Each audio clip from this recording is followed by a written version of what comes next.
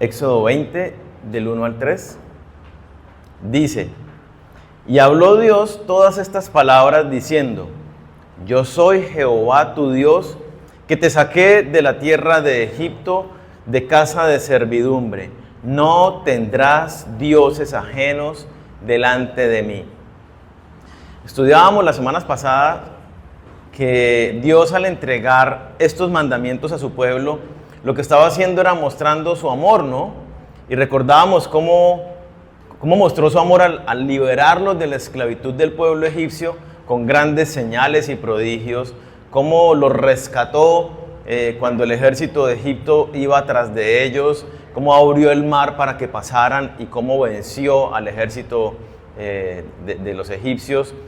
Recordábamos cómo Dios les proveyó del maná del cielo para que se alimentaran, codornices para que comieran, hizo brotar agua de la roca para que satisfacieran su sed. Dios en todo esto estaba mostrando, en esta protección, en esta provisión, en todas estas señales, estaba mostrando su amor por ellos. Les recuerda, como lo vemos aquí, ¿cierto?, que ¿de dónde salieron? Ustedes eran esclavos, básicamente le está recordando. Dice ahí: Yo soy Jehová tu Dios, que te saqué de la tierra de Egipto, de casa de servidumbre. Yo te hice libre. Y después de que les hace este recorderis, como lo estudiamos también la semana pasada en todo el capítulo 19, viene entonces el primer mandamiento: no tendrás dioses ajenos delante de mí. Cuando uno lee esta frase así nomás, sin analizarla mayor cosa, hace referencia con claridad a algo, y es exclusividad. No tendrás dioses ajenos delante de mí. Es: yo soy el único y no puede haber nada más.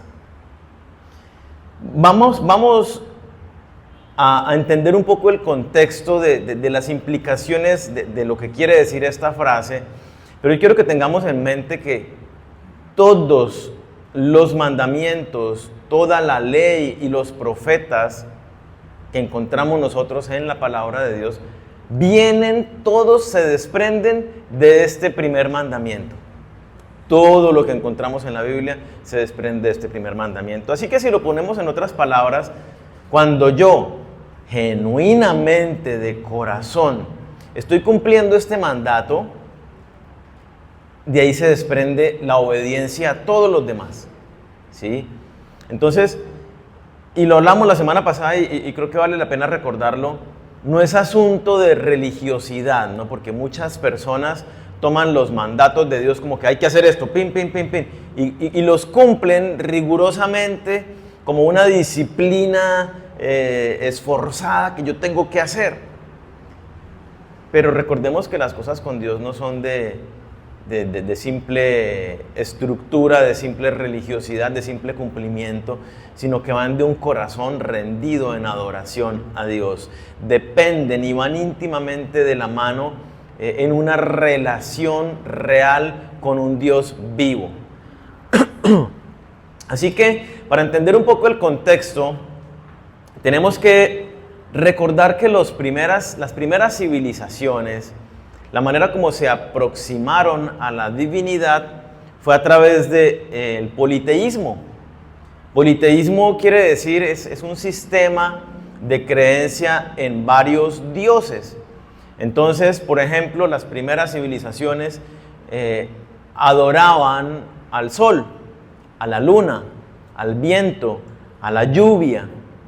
Estos dioses, de alguna manera, y en algunas civilizaciones diferentes, fueron, evolucionando y se convirtieron en el dios de las cosechas, el dios de la guerra, el dios del amor, como lo conocemos en las culturas. Por ejemplo, los griegos tenían toda esa clase del dios de la guerra, el del amor, todos los diferentes dioses.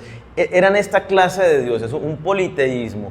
Y estos dioses eran llenos de características humanas, y eran más bien dioses movidos por la emocionalidad. Y entonces la relación de los hombres con estos dioses era más o menos así. Un periodo de sequía quería decir que el dios de las lluvias estaba enojado y entonces tenían que presentarle sacrificios al dios de la lluvia para que las lluvias vinieran y entonces pudieran las cosechas prosperar. Ese era el primer sistema de creencias que tuvieron las civilizaciones. Pasaron los años y esto fue, digamos, adaptándose un poco, y después del politeísmo vino el enoteísmo.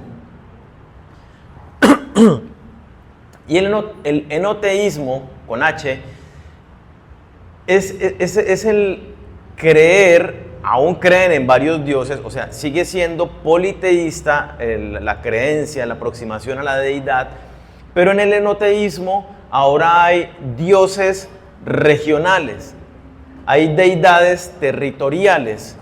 Entonces cada nación tiene su propia deidad, que ese es como el dios principal que gobierna sobre los otros dioses, el de las cosechas, el del amor, el de la guerra, igual seguían adorando a todos y le pedían a todos, pero había uno que era el principal. Por ejemplo, y uno lo encuentra en la Biblia, el nombre de los filisteos, el dios de los filisteos, de la nación filistea, era Dagón, ¿sí? El de los cananeos era Baal, el de los egipcios era Osiris, ¿sí? Igual tenían otros, por ejemplo en los egipcios estaba Isis, Horus, Set, pero el principal es Osiris, igual cada uno tenía sus diferentes funciones.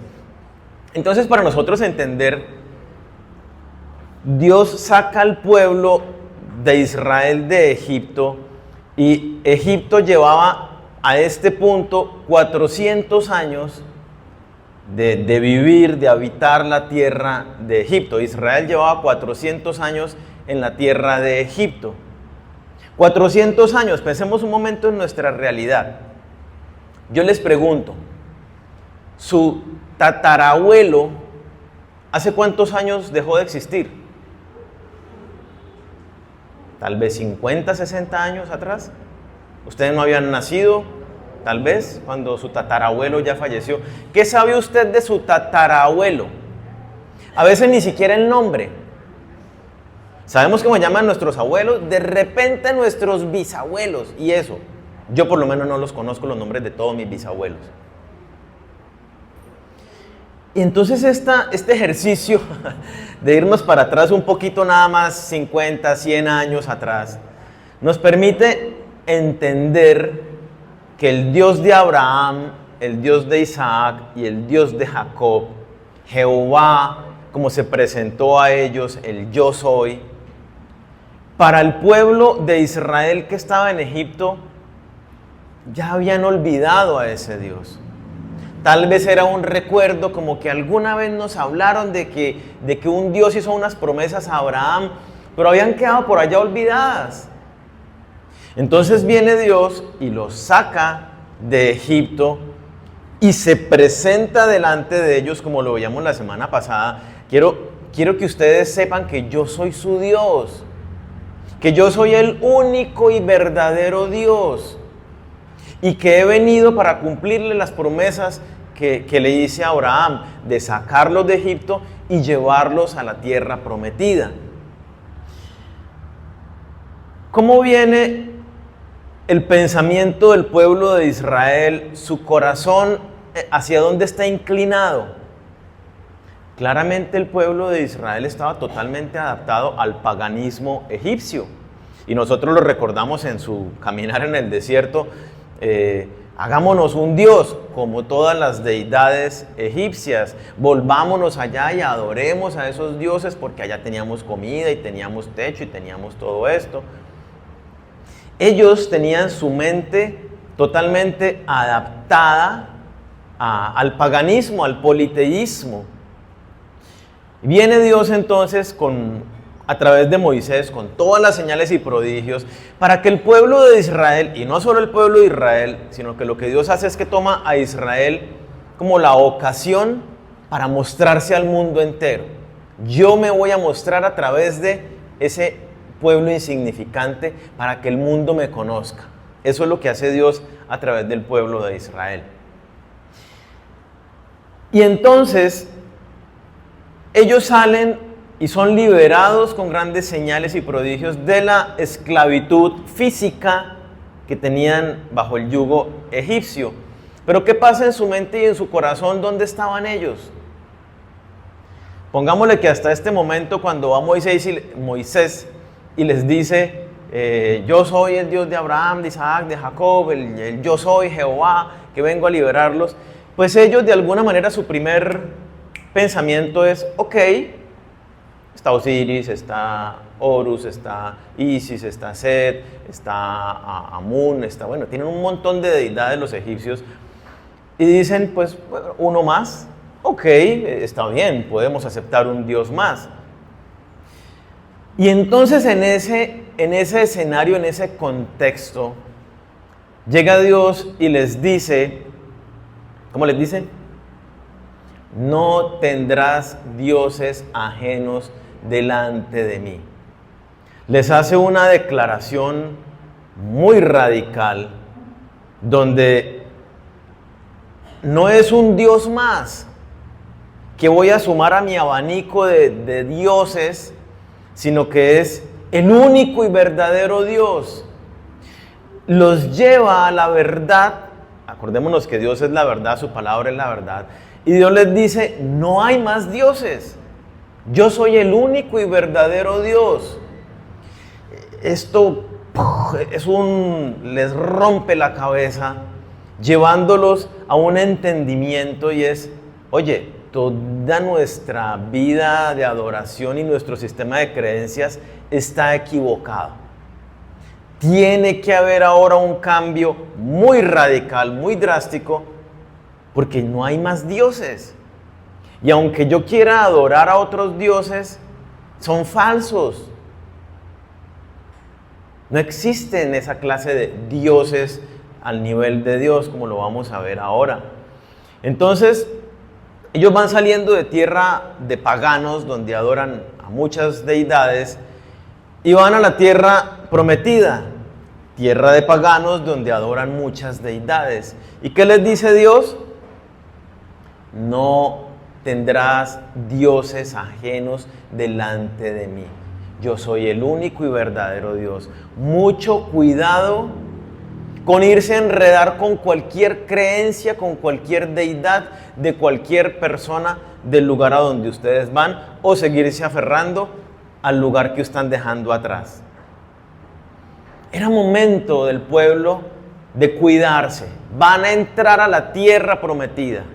Filisteos, cananeos, bueno, y cualquier cantidad de otras culturas con todos sus dioses. Y Dios les dice, les hace esta advertencia, ¿no? Cuidado, se van a mezclar con esas culturas. Y Dios es muy radical en esto. Les dice, no se unan en matrimonio, no se asocien, no compartan con ninguna de esas culturas. ¿Por qué? Porque los van a arrastrar a adorar a sus propias deidades. Es más, la orden de Dios, ¿cuál fue? Donde ustedes lleguen, aniquílenlos a todos. ¿Por qué? Porque hay que erradicar esa adoración pagana de raíz. Si quedan algunos y ustedes se asocian con ellos, ustedes se van a corromper y su corazón se va a ir en pos de esos dioses. Y si nosotros recordamos exactamente, eso fue lo que sucedió, ¿no? El pueblo de Israel, después de recibir los 10 mandamientos, se rebela delante de Dios. Y a causa de esa rebelión duran 40 años vagando en el desierto, Dios limpiando esa generación. Los que se rebelaron mueren todos en el desierto, y la nueva generación, los que tenían menos de 20 años y los que nacen allí durante esos 40 años, son los que entran a la tierra prometida. Y cuando van a entrar a la tierra prometida, Dios les dice, acuérdense que Moisés ya no va a entrar a la tierra prometida, y el que entra liderándolos es Josué. Y Dios le dice esto a Josué. Vamos a Josué capítulo 1, versículo 7.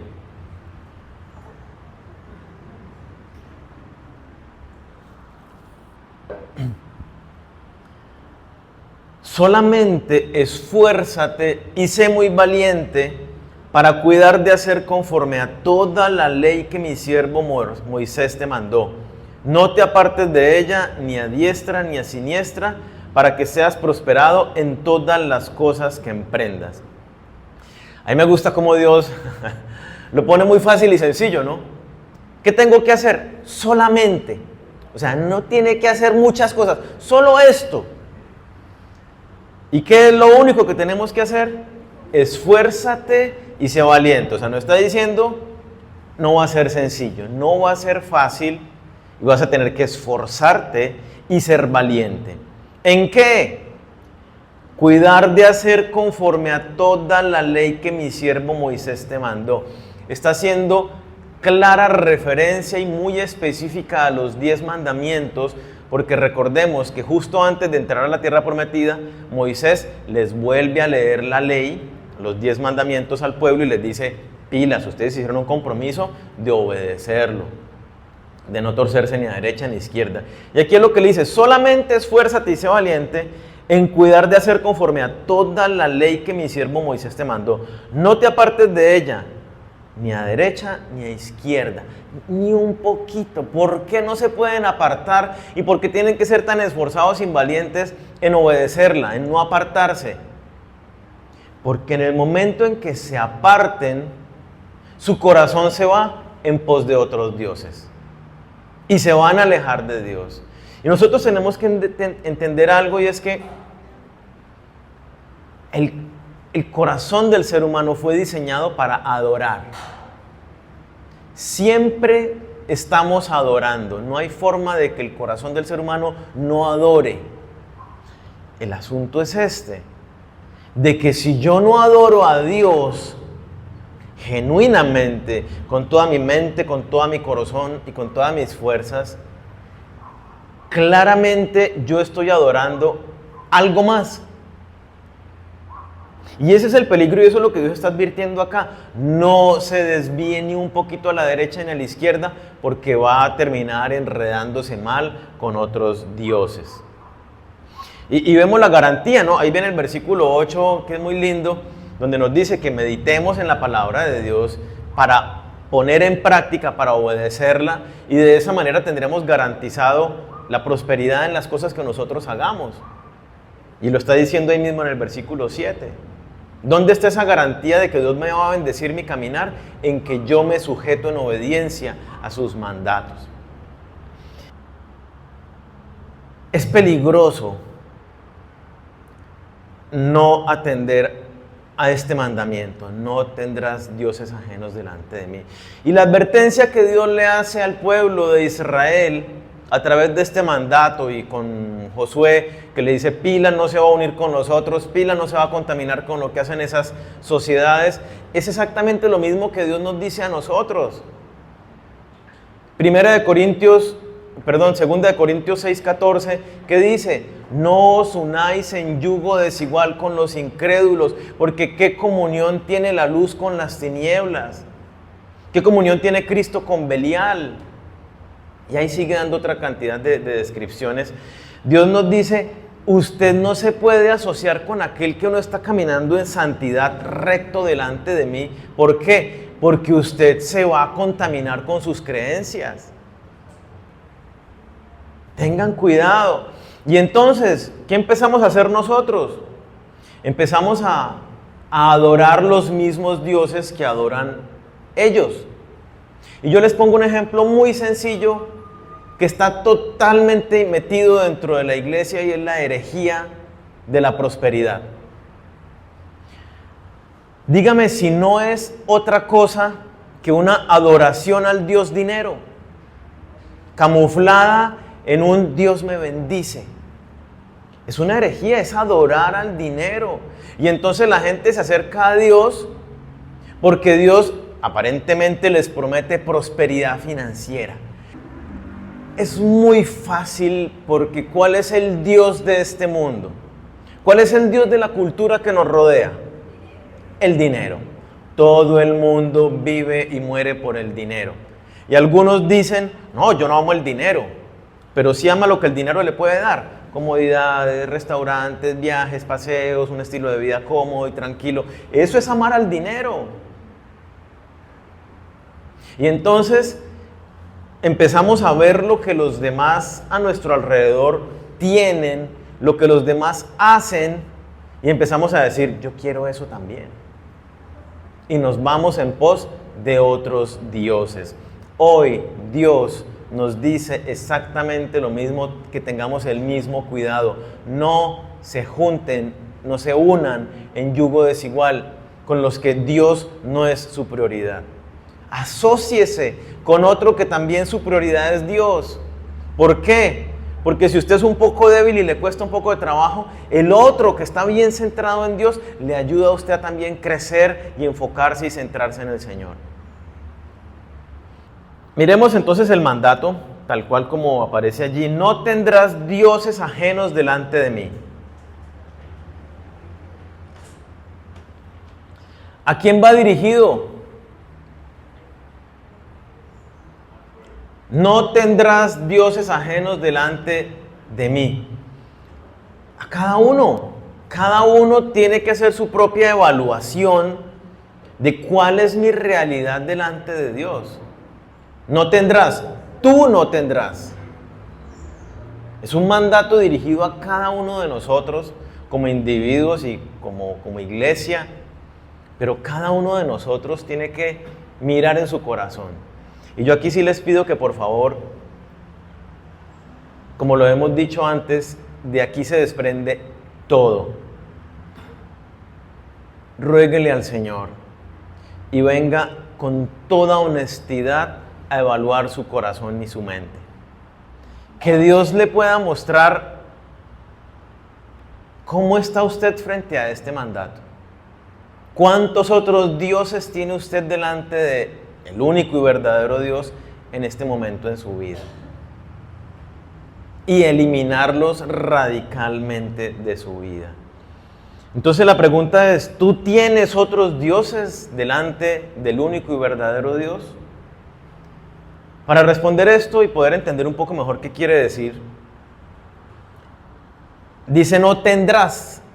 Esa palabra tener, tenemos que ampliarla un poco, ¿no? Ese tener es poseer, es buscar aquello que yo estoy buscando, es esa intención, eso que yo atesoro, eso que yo anhelo, eso que yo amo, eso que yo adoro, donde pongo mi atención. Ese centro es ese tener, ese impulso de mi corazón, esa inclinación, esa preferencia por algo, es lo que está queriendo decir, no tendrás. Si estamos teniendo esa inclinación, ese amor, ese buscar cualquier cosa que no sea Dios en primer lugar, ahí estamos teniendo dioses. ¿Es claro? ¿Qué es lo que no debemos tener? ¿Hacia qué es lo que no debemos inclinar nuestro corazón, nuestro deseo, nuestra búsqueda? Hacia dioses ajenos. Y hay que entender esto, ¿no? ¿Por qué dioses ajenos? No es que sean dioses por su naturaleza o que sean dioses por su oficio, sí, por su ocupación, sino que el corazón corrupto del hombre hace a cualquier cosa un Dios. Llegamos a estimar una persona, un oficio, un objeto como un Dios, como una deidad. Y entonces, ¿qué puede ser un Dios? Pongo algunos ejemplos. Mi esposa, mi esposo, mi novia, un perro, mi hijo. Y uno puede confundir, ¿cierto? No, que es que mi hijo y que es muy chiquito y que él me necesita y que... Una cosa es que me necesite y otra cosa es que se convierte en el objeto principal, primordial en mi vida, de mis afectos. El fútbol o cualquier otro deporte que me guste practicar o ver televisión, salir a restaurantes, el dinero, el conocimiento, el trabajo, todas esas cosas y todo lo que a usted se le ocurra es un Dios. ¿Para quién? Para aquella persona que pone en él sus afectos. El cuerpo, la estética, así, cualquier cosa que a usted se le ocurra es un Dios. El poseer cosas. Es que yo tengo una obsesión con tener gafas, tengo 40 pares de gafas. Las lentes, las gafas son su Dios, ¿sí? ¿Cómo estamos? ¿Cómo está nuestro corazón? Aquello que nosotros valoramos, aquello que atesoramos, aquello que perseguimos, aquello que buscamos, se convierte en nuestro Dios. Si le damos esa atención por encima de Dios. No tendrás dioses ajenos. Un Dios, mira el sentido de la palabra, ¿no? ¿Qué es un Dios ajeno? Dios ajeno es un Dios que no es el propio. El ajeno es el que no es el verdadero. El único y verdadero Dios es Jehová, tal y como Él se presenta a través de las Escrituras. Y esto nos tiene que llevar a algo bien interesante y muy importante que entendamos. ¿En qué Dios crees tú? ¿En qué Dios crees tú? ¿Tú estás 100% seguro de que el Dios que crees es el Dios de la Biblia, tal y como Él se muestra? Porque es que lamentablemente, y esto no lo digo solo yo, sino muchos otros teólogos, muchos pastores, y no solamente desde este tiempo, sino desde hace casi 100 años están diciéndolo y anunciándolo, el problema del cristiano actual que no parece cristiano conforme a la Biblia, ¿cuál es? Que no conocen al único y verdadero Dios tal y como se presenta en la Biblia. Conocemos a Dios. De repente yo fui a un colegio católico y me enseñaron que Jesucristo convirtió el agua en vino, que caminó sobre el agua, que murió en la cruz por mis pecados, y me voy haciendo una imagen de Dios. Y esa idea de Dios la voy combinando con mis propias creencias. Y entonces yo digo, no, Dios se está equivocando porque Dios debería hacer algo con Venezuela, con la situación de Venezuela. Dios, ¿por qué los tiene así? Y entonces empiezo a juzgar lo que Dios debería estar haciendo o no haciendo. Ahí ya entramos en la imaginación. Ese no es Dios. ¿Ustedes creen que lo que está sucediendo se le salió de las manos a Dios? Ay, Dios mío, Dios está ya rascándose la cabeza y yo ahora qué hago con Venezuela. Y yo qué hago con lo que llevamos peleando no sé cuántas décadas, que en el África y que la pobreza y que no sé qué y el hambre. Dios no sabe que hay guerra en el mundo, ni que hay hambre, ni que hay pobreza. Y entonces juzgamos y señalamos a Dios como que Dios, ¿por qué no hace algo? Cuando hay esa clase de pensamientos, yo le doy una pista, es porque no hemos conocido a Dios. Cuando uno conoce a Dios, entiende y se da cuenta la razón detrás de todas esas situaciones que vemos en el mundo presente. Y entonces no le echamos culpas a Dios, Señor, ¿por qué a mí? ¿Por qué yo? Eso pasa cuando no conozco a Dios. Si yo vengo a decirle a Dios, Señor, y empiezo a pedirle un montón de cosas que no son conformes a la voluntad de Dios, ¿qué demuestra? Que no conozco a Dios. A veces le pedimos cosas que van en contravía de lo que Dios declara y dice, esto no. Y le decimos, Señor, ábreme las puertas y permite que tal cosa. Y Dios claramente dice, eso no. ¿Qué demuestra eso? No conocemos a Dios. Entonces, ¿en qué Dios creemos? En uno de los que estamos leyendo, un falso Dios, el que no es, un ídolo que tú te creaste. No tendrás otros dioses. Necesitamos ajustar nuestra idea de Dios conociendo al único y verdadero Dios tal como Él se revela en la Escritura. Así que, si yo no leo la Biblia, si no me congrego regularmente, ¿qué tanto puedo conocer a Dios? Pongámosle, una persona se acerca a la iglesia, a Dios, pongámosle, el 1 de enero. Y durante todo ese año, ese 1 de enero dice, quiero conocer a Dios y voy a seguir a Dios y hago una oración donde confieso a Cristo como el Señor de mi vida. Y durante todo ese año lee la Biblia 4 veces. 4 veces. Tiene un tiempo de oración y se mete en la palabra de Dios. Y se congrega en la iglesia donde se predica la palabra de Dios, pongámosle, 12 veces en el año, una vez por mes fue a la iglesia. Yo les pregunto, al final del año, 365 días, esta persona tuvo 16 encuentros con Dios en 365 días. ¿Qué tanto conocemos a una persona a lo largo de un año en 16 encuentros de 1 hora o menos?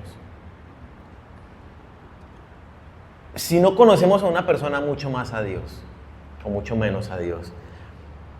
Necesitamos acercarnos a Dios. Necesitamos acercarnos a la palabra de Dios. Necesitamos aprovechar todos los espacios donde se predica la palabra de Dios para conocer a Dios. Continúa el pasaje. No tendrás dioses ajenos delante de mí, o literalmente en mi rostro. Y esto lo entendemos tal vez con mayor claridad. En Génesis 1 Dios le dice a Abraham cómo debe andar él, ¿no? Y cuál es el sentido de ese andar de Abraham. Y le dice, anda delante de mí y sé perfecto. Anda delante de mí y sé recto. Génesis 17:1.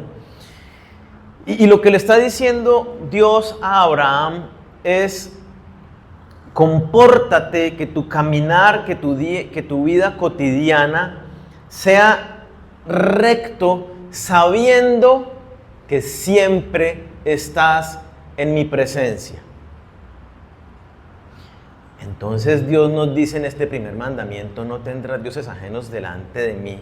¿Y qué es lo que nos está diciendo? Nos está diciendo, oye, acuérdate, yo no soy Baal, Belcebú, Moloc, Dagón, etc. Yo soy el único y verdadero Dios, omnipresente, todopoderoso, eterno, omnisciente. Y tú siempre estás delante de mí. Así que cuando Dios nos dice, no tendrás dioses ajenos delante de mí, ¿qué es lo que nos está diciendo? No tendrás dioses ajenos, punto. Porque siempre estamos delante de Dios y no podemos tener ningún otro Dios delante de Dios. Lo que sí nos está diciendo el mandato de manera positiva es, busque, elija, incline su corazón, adore y sirva en primer lugar con todo su ser, con todo tu corazón, a Dios, al único y verdadero Dios, y solo a Él. Ubícate, Él es tu hacedor, Él es el que gobierna tu vida, la máxima autoridad en tu vida, en el mundo, en el universo entero. Él es la máxima autoridad. Ni la hoja de un árbol se cae, dice la palabra, sin que Él así lo permita. Todo pasa por el conocimiento de Dios. ¿A que tú no entiendes por qué Dios permite esto y lo otro?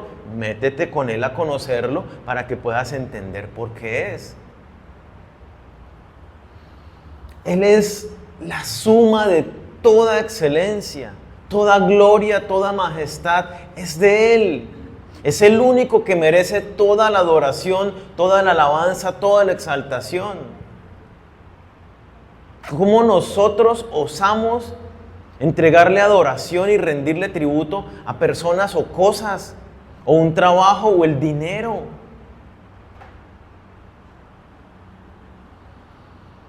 Es una locura cuando nosotros violamos este mandato, cuando dejamos que nuestro corazón se vaya en pos de todas estas otras cosas.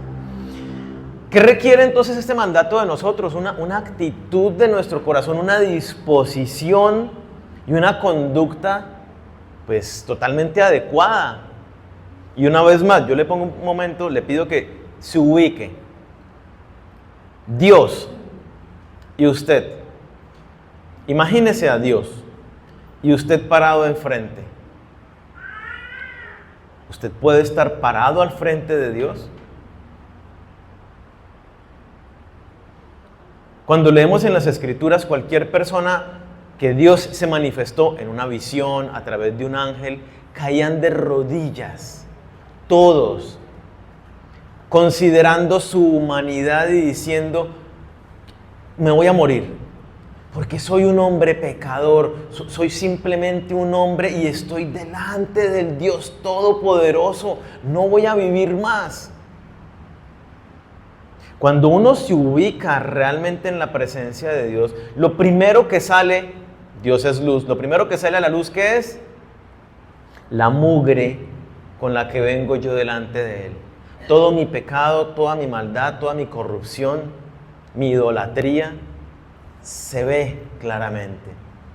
Y entonces delante de Dios yo tengo que venir con esa actitud y disposición de, eres el máximo, el supremo, el que mereces toda adoración. Es que cuando lo empezamos a entender, ahí es donde uno se da cuenta que mi vida ahora ya no es para mí, como dice 2 Corintios 5, 14 y 15, para que los que viven en Cristo ya no viven para sí, sino viven para aquel que los llamó. Cuando yo entiendo mi posición delante de Dios, digo, caramba, es que no tengo otra opción. ¿Cómo no adorar a Dios? ¿Cómo no vivir? ¿Cómo no servirle? ¿Cómo no amarle por encima de todas las cosas? Nuestro amor más fuerte, nuestra mayor pasión, ¿cuál debe ser? Dios. Entonces uno tiene que preguntarse, espéreme, yo soy muy apasionado por el deporte, por el trabajo, por la fotografía, por la astronomía, y Dios, mi mayor pasión, mi mayor amor, lo que mi corazón anhela buscar, es a Dios.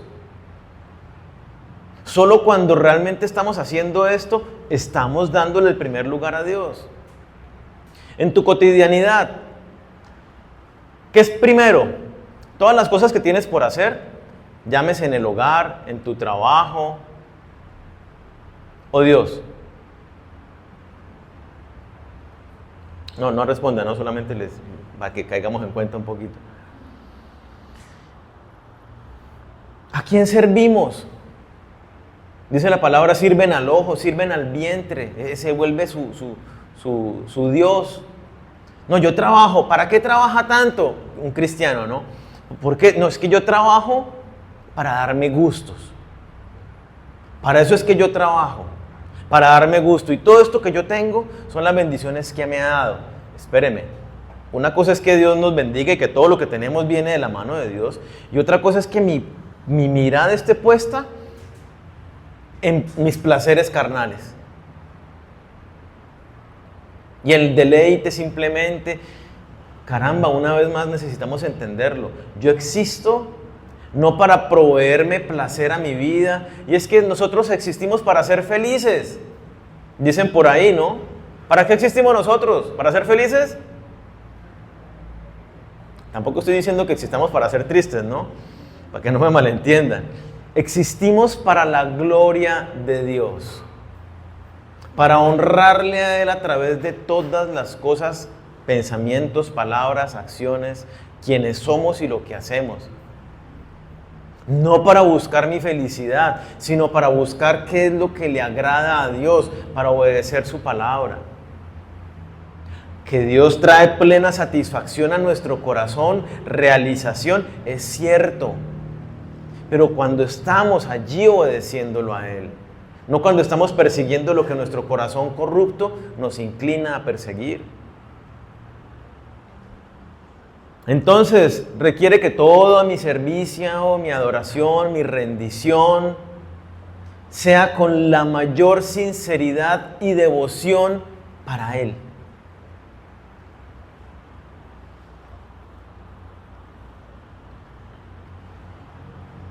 No tener dioses delante de Él, no tener dioses ajenos delante de Él. Es un llamado a no doblar rodillas y perseguir nada que no sea Dios. ¿Cómo se presenta esto en el Nuevo Testamento? Vamos a mirar algunos pasajes.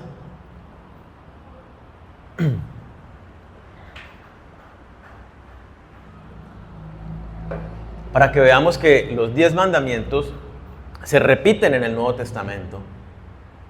Algunos de manera literal, otros no de manera literal, pero el enfoque de sus palabras es exactamente el mismo que estamos entendiendo de no tener dioses ajenos delante de Dios. Primera de Timoteo, capítulo 2, versículo 5, nos dice: porque hay un solo Dios y un solo mediador entre Dios y los hombres, Jesucristo hombre. ¿Qué nos dice el primer mandamiento? Nos está diciendo, cuando nos dice, no tendrás dioses ajenos delante de mí, nos está diciendo, hay un solo Dios. Yo soy el único y verdadero Dios. Y es lo que está diciendo acá. Hay un solo Dios. Un solo Dios.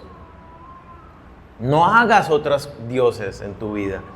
Mateo 6:24.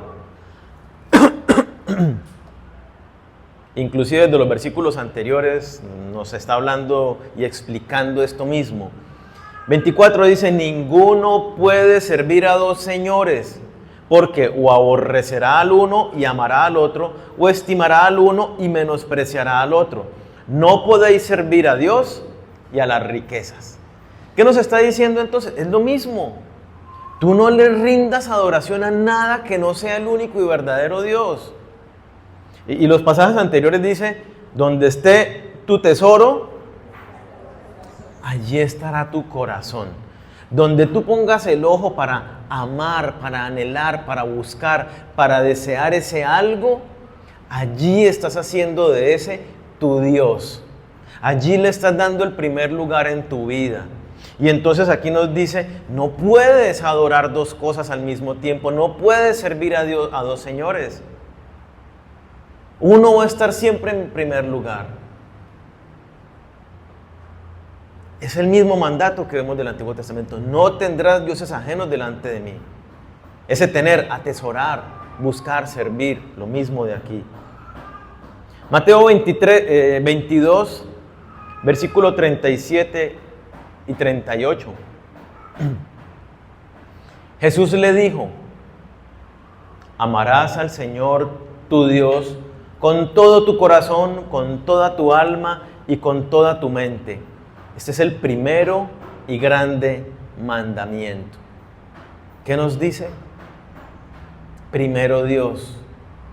¿Con qué? Corazón, mente, alma, fuerzas. ¿Qué quiere decir eso?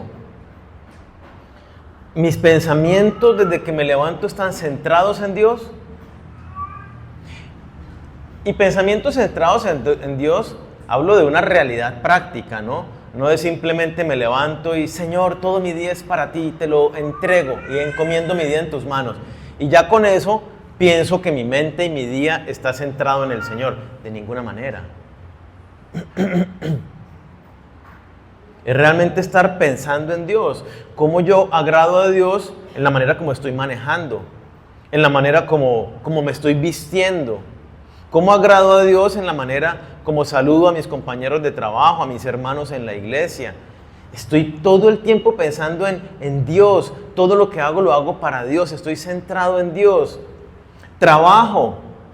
Voy al trabajo y no trabajo por plata, porque sé que el obrero es digno de su salario y yo estoy trabajando diligentemente y responsablemente. Así que el dinero va a venir como consecuencia. Pero yo no trabajo por dinero, trabajo por glorificar a Dios en el lugar donde estoy trabajando. Para Dios. ¿Y qué voy a tener? Pues las bendiciones de Dios. Amar a Dios con todo mi corazón, con toda mi alma, emociones, pensamientos, mis palabras. Ya lo mencionaba antes, ¿no? Y creo que las religiones, la existencia de tantas religiones nos dan prueba de esto, del corazón adorador del hombre. Y entonces hay miles de religiones en el mundo. ¿De dónde salen? De la necesidad del hombre de adorar a algo. Por poner un ejemplo absurdo, ¿ustedes sabían que existe la religión maradoniana? Que adoran a Diego Armando Maradona, el jugador de fútbol argentino. O sea, hay cosas tan absurdas como eso. Ahora bien, si alguno de ustedes lo ha escuchado hablar, sí que todavía dice menos todavía. Fuera un tipo que brillante en sus aportes y algo, hasta de repente alguien pudiera decir tiene algo para seguirle. Es que no tiene nada. Bueno, futbolista. Adoramos cualquier cosa, un árbol, un perro, lo elevamos a tal nivel.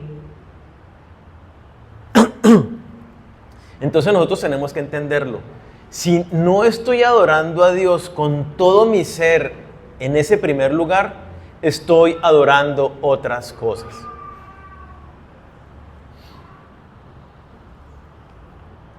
Y quiero aclararlo un poquito, ¿no? Porque cuando pensamos en, por ejemplo, yo les digo, ¿usted adora a algún otro Dios? No me respondan, pero creo que en la mente de la mayoría de las personas está, yo no adoro a ningún Dios. Claro, porque nos imaginamos la adoración a otro Dios, por ejemplo, participando de una ceremonia donde esto está, todas las paredes son negras, aquí hay un monstruo de color rojo, una estatua roja, y venimos y matamos un gato, y entonces ofrecemos la sangre del gato en ofrenda a la estatua que está aquí. Nos imaginamos como adorar a un Dios, como algo así, ¿no? Como una cosa muy... en un rito y con unas capuchas y con unos rezos todos raros. No, adorar a un Dios no tiene nada, bueno, eso también es adoración a esos dioses paganos, ¿no? Pero adoración a, Dios, a otros dioses está camuflada en nuestros corazones y a veces no nos damos cuenta. Y cuando somos expuestos, nuestro orgullo y nuestra religiosidad nos lleva a negarla. No, yo no adoro ningún otro Dios. Tener otro Dios es tan sencillo como que, por ejemplo, tengo novia, tengo novio, y aunque sé que Dios dice que no debo tener relaciones sexuales antes del matrimonio, ¿cierto? No fornicar, prefiero producirme placer, el placer que me da tener relaciones sexuales. Y entonces, ahí estoy adorando un Dios, llámese sexo o llámese mi placer. Pero le estoy dando la prioridad a ese acto antes que obedecer a Dios y rendirle adoración a Él por encima de todas las cosas, entendiendo que el lugar para la relación sexual está en el matrimonio. Ahí adoro a Dios. Y entonces, así de sencillo, hago un ídolo. O lo que mencionaba hace un momento, el disfraz escondido de yo no amo el dinero, pero sí los beneficios que el dinero me puede dar, ¿cierto? De repente, ¿cuál es mi Dios? El trabajo es mi Dios. ¿Cómo el trabajo se convierte en mi Dios? ¿Su seguridad financiera dónde está? ¿En Dios o en el trabajo? Usted tiene miedo de perder el trabajo porque entonces ¿qué va a comer? ¿Y cómo va a pagar el arriendo y la luz? ¿Y cómo va a pagar la alimentación y el colegio? Si usted tiene miedo y su confianza está puesta es en un trabajo, en una empresa. Si bien es cierto, es el medio que Dios utiliza para proveerle. ¿Quién es su proveedor? Pero cuando yo no lo entiendo, hago del trabajo el Dios y me someto al trabajo. No, es que el jefe me dijo que tenía que estar todos los días hasta las 10 de la noche porque estamos así y necesitamos. Y entonces a mí me da miedo decirle al jefe que no porque pierdo el trabajo y entonces pues hice al trabajo mi Dios. Mi dependencia, mi seguridad están en el trabajo. Y no me doy cuenta. Y en mis razonamientos justifico el por qué sí tengo que hacer esto. Y no nos damos cuenta y vamos haciendo dioses con una facilidad increíble. Para otros, el Dios puede ser el poder, la fama. Y la fama no necesariamente ser pues el famosísimo en el mundo, sino, caramba, que le den like a mis publicaciones en las redes sociales. Y entonces cada vez que veo un corazoncito, una manito, qué sé yo, como que me da una emoción y, uy, sí, me están siguiendo, soy aceptado por el otro. Ahí estoy haciendo de un Dios ese placer o el ser conocido, la fama. Somos seducidos, somos tentados desde el reino de las tinieblas a través de engaños para no adorar a Dios. Dios nos advierte a través de Pablo en el libro de Romanos. Yo quiero que miremos Romanos 1, versículo 21. Cuando está hablando del por qué, ¿no? El por qué la corrupción, el por qué la mente depravada de los seres humanos en este tiempo, por qué la gente hace todas estas cosas. Ahí en el versículo 21 nos dice algo, y es: habiendo conocido a Dios, no le glorificaron como a Dios, ni le dieron gracias, sino que se envanecieron en sus razonamientos y su necio corazón fue entenebrecido. Estoy conociendo a Dios, Dios me está llamando, estoy descubriendo quién es Dios. ¿Pero qué hacemos? No le rendimos adoración, no le glorificamos, no le exaltamos, no le damos gracias por todas las cosas, como que Él es mi fuente y no mi trabajo. Como que mi seguridad, aceptación y felicidad no está en mi esposo, en mi esposa, sino en Dios, en primer lugar. Y nos justificamos. ¿Y qué dice? Nos envanecemos. Nuestra mente se llena de oscuridad y no vemos con claridad. Y entonces terminamos adorando a otros dioses. Ahí más adelante Dios dice, por eso Dios los entregó a una mente reprobada, como no quisieron tener en cuenta a Dios, entonces Dios les dijo, pues, chao, vayan y hagan lo que quieren. ¿Cómo le damos a Dios el primer lugar en nuestras vidas? ¿Cómo cambiamos nuestro corazón para que Él sea realmente el primero en nuestras vidas? Y creo que con lo que hemos hablado ya tenemos una fuerte idea, pero lo primero que tenemos que hacer es: no tendrás dioses ajenos delante de mí, no buscarás otros dioses, punto. ¿Qué debo hacer para que Dios sea lo primero en mi vida? Busca a Dios, busca a Dios. Tenemos que buscar a Dios, buscar conocerle. Muchas personas, y esto lo hablaba creo que la semana pasada o hace poco, muchas personas se acercan a Dios y es: Señor, ayúdame. Señor, sáname. Señor, necesito trabajo. Señor, esta es mi situación. Estoy con mi corazón entristecido por tal situación que me pasó con tal persona. Está bien. Podemos venir a Dios clamando por ayuda. Pero lo primero que tenemos que venir delante de Dios, ¿qué es? Hola, Señor, quiero conocerte. Quiero conocer tu voluntad, tus planes, tus propósitos. Y en medio de eso voy entendiendo la voluntad de Dios, en medio de mis dificultades, de mi enfermedad, de por qué me quedé sin trabajo, de por qué nadie me quiere, de por qué, bueno, todas las cosas con las que llegamos a preguntarle a Dios allí con el corazón dolido. Vamos entendiéndolas. Dios va sanando nuestro corazón en la medida que lo primero en mi vida, primero en mi mente es buscar conocerlo a Él y su voluntad. ¿Cómo estamos? Nos levantamos y anhelamos conocerle. Clamemos a Dios y que esa primera oración sea esa, tal vez, ¿no? Ayúdame a buscarte. Dame ese amor que es el siguiente, ¿no? Amar a Dios por sobre todas las cosas, con todas nuestras capacidades, con todas nuestras fuerzas. Un ferviente anhelo por Él desde lo más profundo de nuestro corazón. Pero yo siento que amo más al gato del vecino que a Dios. ¿Qué hago?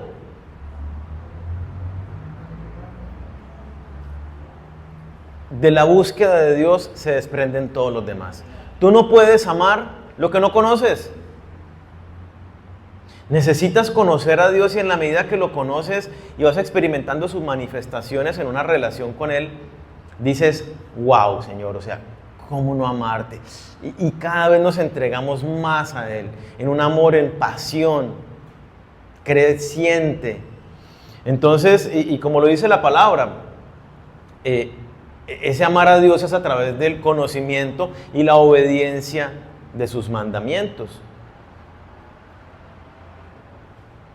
Tercero, cultive el temor a Dios. Y ese temor a Dios implica un temor reverencial. Como les decía, ubíquese. ¿Usted quién es delante de Dios? ¿Quién es el que nos puede enviar al infierno? Es Dios. Nadie más tiene ese poder. Un temor reverente, de respeto, de honra delante de Dios. Así como el amor me mueve a la obediencia, el temor a Dios me mueve a tener cuidado de no desobedecer. ¿Sí? Porque sé las consecuencias y temo las consecuencias. Así como decía David después de pecar, Señor, no apartes de mí tu Santo Espíritu. Señor, mis huesos se han secado, he perdido el gozo. Hay un temor en mi corazón de alejarme de ti por todo lo que pierdo. Yo me desconecto de Dios y adiós a la paciencia, chao. Adiós a la paz que sobrepasa todo entendimiento en mi mente y mi corazón. Eso lo produce el temor a Dios, esa honra. Entonces, buscar a Dios por sobre todas las cosas, la prioridad en mi tiempo. ¿Saben por qué nos congregamos el domingo? Porque es el único día que tenemos libre, puede decir alguno, ¿no? El domingo es el primer día de la semana y le damos a Dios lo primero. En el Antiguo Testamento, esto lo vamos a estudiar cuando veamos el día de reposo, el cuarto mandamiento. En el Antiguo Testamento era el séptimo día, en el día que Dios descansó, pero en el Nuevo Testamento ustedes se dan cuenta que hubo un cambio y la iglesia se reúne el domingo, el primer día de la semana, el día de la resurrección de Jesucristo. Le damos a Dios lo primero. Es un día de adoración a Él, el primer día de la semana. ¿Entendemos un poquito? A veces el domingo es el día de irnos a pasear, entonces tomamos lo primero y más importante para mi disfrute. Y no como lo que tiene que ser para Dios en prioridad. Entonces buscamos a Dios en primer lugar. Amamos a Dios con todo nuestro ser. Cultivamos ese temor de Dios. Y cuarto, rendimos total adoración a Dios de acuerdo a sus mandamientos. ¿Cómo podemos tener un corazón de adorador? Si yo no oro, ¿puedo adorar a Dios? Si yo no estudio la Biblia, ¿puedo adorar a Dios, a un Dios que no conozco?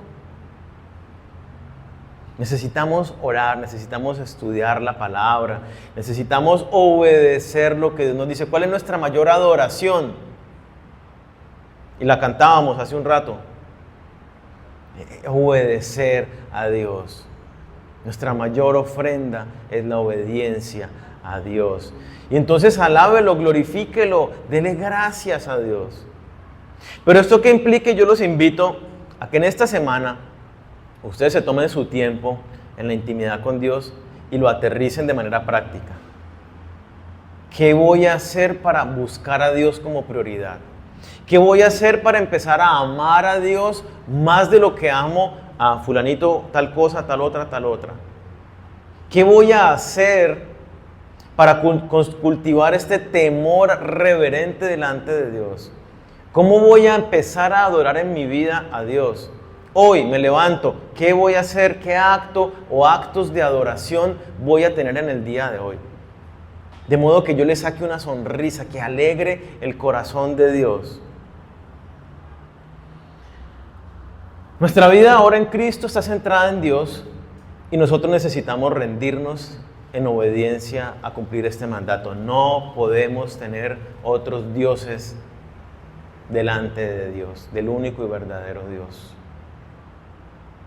Algunos hablan de que hay cristianos convencidos y que hay cristianos comprometidos, ¿cierto? ¿El convencido cuál es? Sí, yo creo en esa palabra, yo creo que debo obedecer los mandamientos, yo creo que Jesucristo es el Hijo de Dios, que es el único camino, la verdad y la vida. ¿Y el convencido cuál es? Perdón, ¿y el comprometido cuál es? El que lo vive, el que la lucha diariamente porque no quiero leer la Biblia, qué pereza, estoy cansado, pero aquí estoy, Señor, no vivo para mí, sino para ti. Señor, me cuesta trabajo obedecer esta palabra, pero voy a hacerlo. Me cuesta dejar de decir mentiras o groserías, pero ya no más, y voy a estar atento para no decirlo.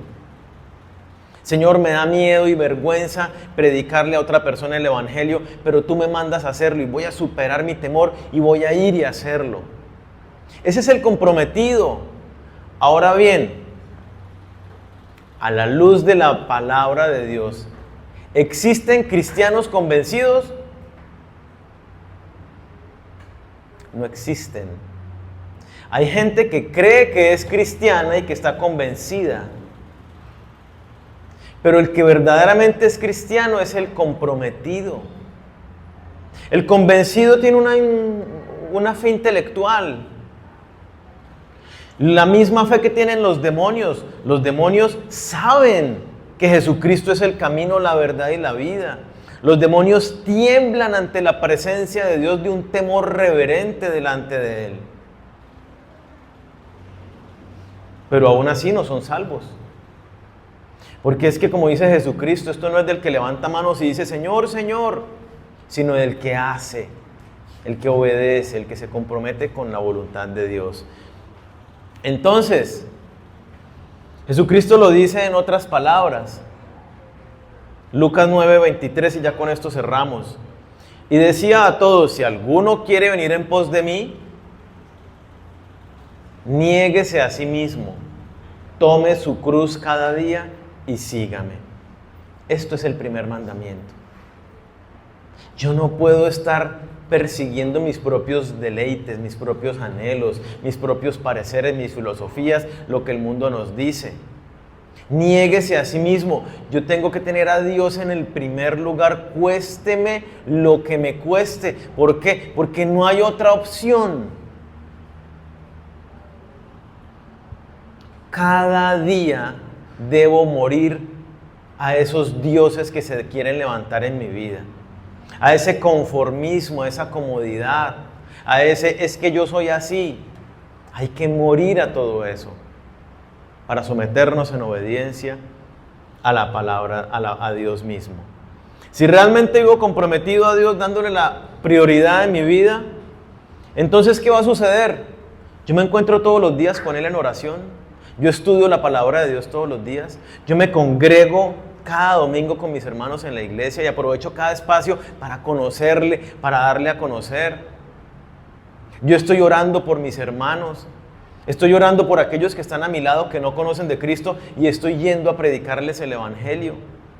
Muchas cosas están sucediendo en una persona que verdaderamente hace a Dios el primero en su vida. Entonces yo los invito a que nos pongamos de pie. Vamos a orar.